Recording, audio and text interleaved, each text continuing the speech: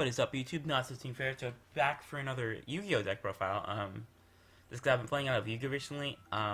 Just 'cause, well, I was gonna show off another deck, but I want to test it more to finish it. I've added this off like a more, what's like refined or polished product as opposed to just something I kind of slapped together. But anyway, I want to show off my more refined Majispecter deck from Yu-Gi-Oh. I've been playing a lot of Yu-Gi-Oh recently. If you saw part of this or any of the stream last week, or was it last week? Maybe it was this week. Last week, yeah, last week. It was Saturday. Sorry, it was a little shorter.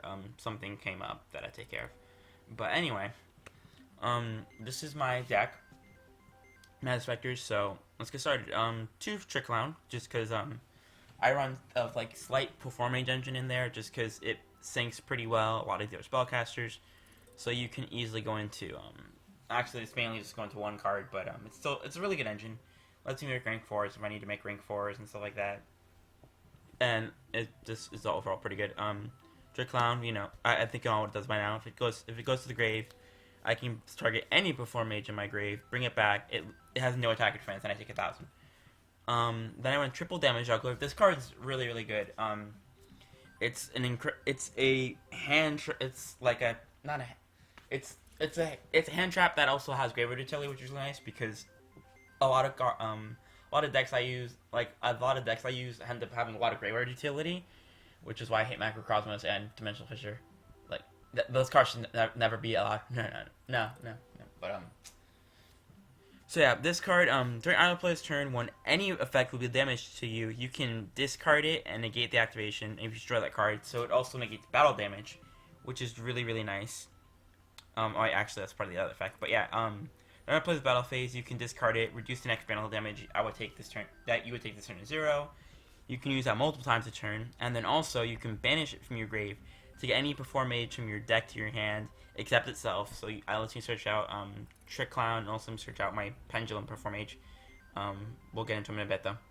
So it's just a really good card. It helps income my scale. It's soft battle damage, which is always nice. Sometimes, you know, it can save your butt. But yeah, it's a really good card. Then we have Triple Fox. Okay, so before I get into like the Majispecters, all Majispecters have the effect that they can't be destroyed by your opponent's card effect. They can't be targeted or destroyed by your opponent's card effect. So I'm not going to go over that effect because all the Majispecters have it. Just to save myself some breath here. Anyway, when it's normal or special summoned, you can add one Majispecter trap from your deck to your hand, so it lets you search out any of your traps, or actually almost any of your traps. You can't search break, just go off it. But yeah, it's just a good card. It's also your biggest beater too, which is really nice. So it's generally what I search out a lot of the time, just because the traps you can get are really good, and also just it's your big beater. Then you run Triple Crow, which is when it's normal special summon, you can add a spell card from your hand. Once again, just search out whatever you need to get. It's also level 4, which is nice. And the pendulum skill actually I probably mentioned too. This is a pendulum scale 2. This is pendulum scale 5. You only need scales 2 and 5. That's it. Those are the only skills you need for the deck. So you can, since everything's level 3 and 4. Like that's it. It only has 1,000 attack, but generally you're gonna be generally you can get rid of all of your opponent's monsters pretty easily with your traps and your spell and trap cards. So it's not that big a deal. And also it's a level 4. Let's go into things as well. Then we run 2 Perform Mage Higurumi. It's the flaming ice cream. It's flaming ice cream. So it's Pendulum Scale 5, which is part of the reason why I run it. And also you can search it off of Damage Juggler, which is really, really nice. Anyway, it's Pendulum effective. It's a face-up Perform Mage monster you control is destroyed by battle or by card effect. You can spell summon it from your Pendulum zone and then take 500. I used the effect once actually.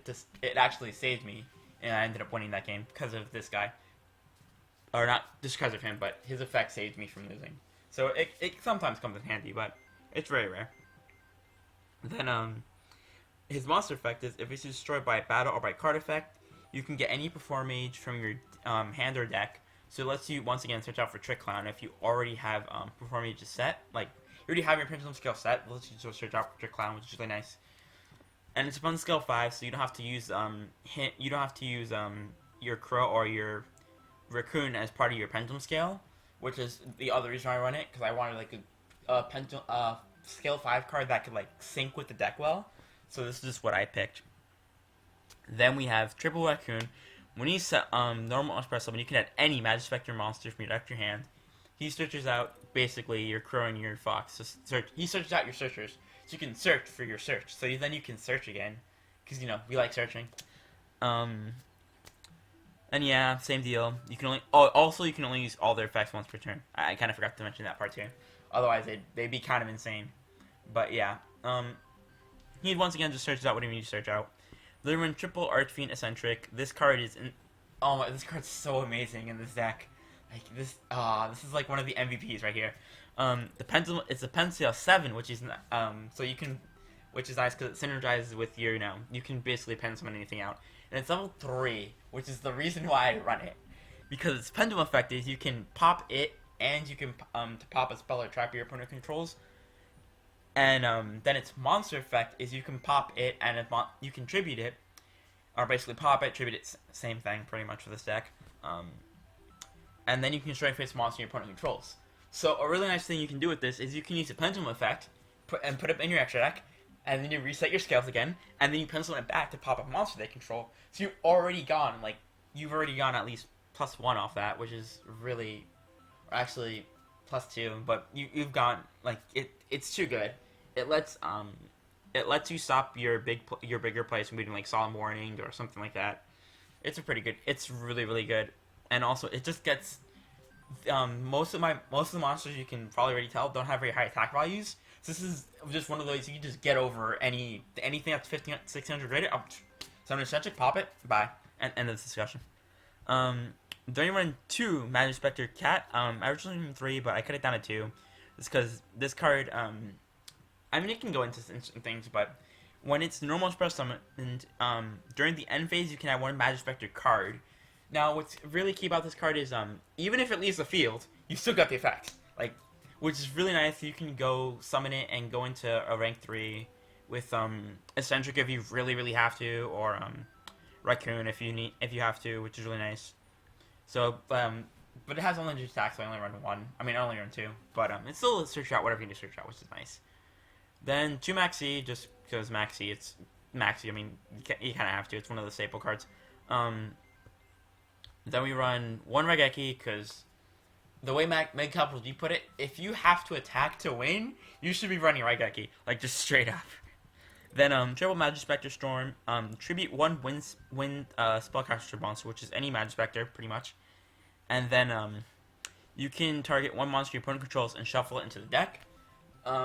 Generally, if my opponent has something like face down or whatever, and I'm not sure what I'm playing against, I'll just use Storm to get rid of it. Just even though you can't see what you sent back, you don't have to worry about it being something like a pendulum card, and then you give them basically didn't do anything or something like that. So that's nice. And then we have the Majispecter Cyclone, which is tribute 1 win spellcaster monster, then target 1 stream opponent controls and destroy it. Made me thinking, why the heck would I run this when I have this? Why am I doing Cyclone over Storm? Cyclone's a quick play spell card. So, a pretty standard play I like to do with this deck too is just summon out either Crow or Crow and just search this out and just set it and pass. What are you gonna do? Oh, you're gonna attack me now. I'm gonna pop your monster and then I'm gonna have a Pendulum card for you to use next turn to try another Cyclone. And then Pendulum Moratorium. It's a Pendulum deck, so this card's kind of unnecessary. It's a quick play spell. This turn, cards your Pendulum can't be destroyed by opponent's card effects. Also, you can negate any effect activated by your opponent that targeted a card in your Pendulum zone. So you can't, they can't Caius it, no Mobi it. I'm missing off Monarchs. No MST, none of those. Basically, it's just protect your scales. The other one too, because Pendulums are, I mean, they're so close for it and things like that, but this deck just MSC seems to be falling out of favor a lot now. And it's just really, and even then, I mean, usually you're going to be pushing for pretty heavy damage sometimes. So, I feel 2 is a decent number to have. And then we have the Field Spell, Majestic Pegasus. So basically, all your Majispecters getting 200 attack and defense, which is nice, because a lot of your monsters have low attack value, low stats. And then you contribute one spellcaster monster to spell summon one level 4, or basically, you contribute a Majispecter to spell summon any Majispecter. That's not true. There's a level 6 Majispecter.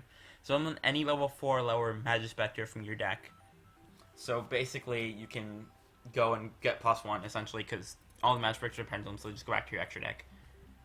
So that's for the spell lineups. And then for our traps, triple Majispecter Tornado. You tribute one Majispecter, and then you target one monster your opponent controls, and then you can just banish it. Like, nope. Just get rid of any issue cards that your opponent has. There should all fusion monsters and get their effects. None of that. Just bye. Double Breakthrough Skill. Breakthrough Skill to get rid of any... If there's any issues or whatever, any monster effects. Trishul? No. All that. No worries. And then double Majispecter Tempest. Basically, your opponent... If anyone would summon a monster, although... or if a monster could be activated, you distribute a Majispecter and you negate it and destroy the card, which is nice. And then for extra deck, we run the Cyber Dragon Infinity, Cyber Dragon Nova, and Teller Knight Polymus Engine.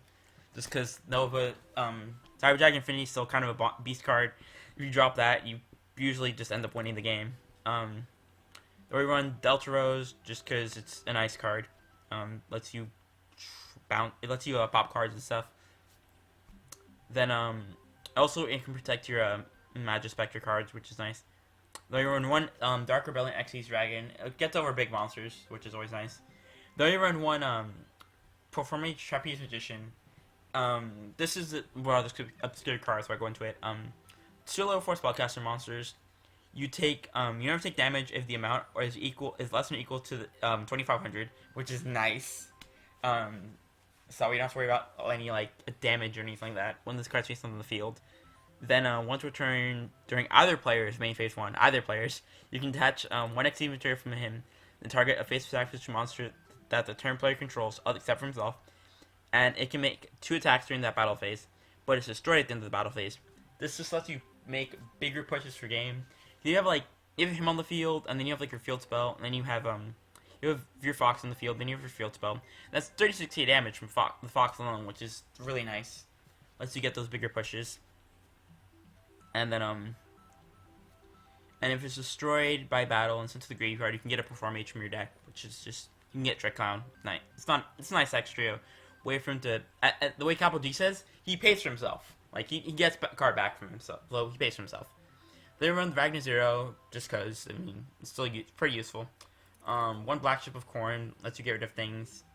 One 101, one Castell because standard gets rid of things. One Lightning Chidori because I can make it. In case you don't know, when this card summons, you target one set card your opponent controls, put it at the bottom of your deck. And then you can attach an XP materials to return and one face-up card your opponent controls, return it to the top of their deck. It's a good card. Obligatory Excitanite, Obligatory Cowboy, once again Cyber Dragon Engine, and then wind up Zen mains and Ghost Trick Alucard, just because you can't 101 Zen mains. You can't. I mean, you can, but you'd have to be in attack mode. And then Alucards, could just set cards. Just because, it's happened before I've had to go into Alucard, just because my opponent had a lot of back row, so I wanted to pop it all. But yeah, that's pretty much the deck. The deck's really, really good, because it's very hard to, once the deck's Pendulum Scale is set up, as long as you can protect your Pendulum Scale, it's very, very hard to deal with the deck, because everything's Pendulum, so it's the same mentality with the Cleese, where basically, they can just, instead of beating them down, you pretty much just, what's a good way,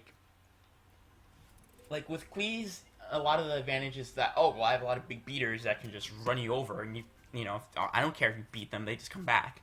While with the Majispecters, a lot of it is, I can just get rid of any card you have in your field, and by tributing my monsters, and I don't care if I tribute my monsters, you just come right back, and then just search more copies of the cards to get rid of your cards anyway, so. But that's pretty much the strength with this deck. Ways to beat this deck. If you're ever up against this deck, do everything you can to pop the Pendulum Scale, because if this deck doesn't have its Pendulum Scale set up, it can go very downhill very fast with the deck. The Pendulum Scale is the most important thing. That's why I run 2 Matori. Actually, I probably up to 3. But yeah, you definitely, if you play this deck, you have to run this card. It's too good.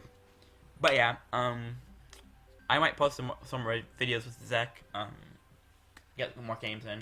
I will have a deck profile for our game at least of Vanguard next week with the new Neonectars. I'm still testing out different builds, but they're actually very, very good. They generally advantage a lot easier. But yeah, anyway, this has been Natsu of Team Fairy Tail signing out.